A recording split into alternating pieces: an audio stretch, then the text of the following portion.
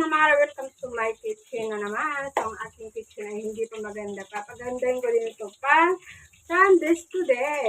Pag may pera na tayo. So, ito, ang ulam ko ay gulay. Pakbit.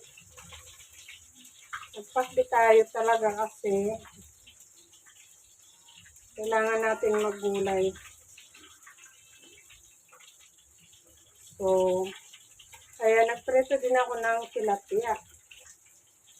Sundays today. Ayan.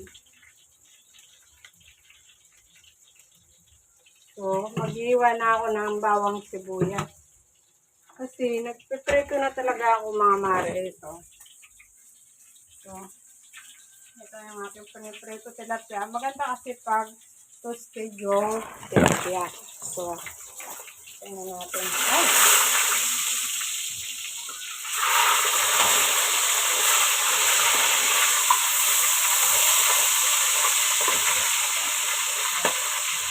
Matalsik. Mag-iwan ako ng ayan, sibuyas, kamatis. Lagyan natin ng kamatis. So, igigisa ko na mamaya mga mare dyan lang ngayon. Ayan.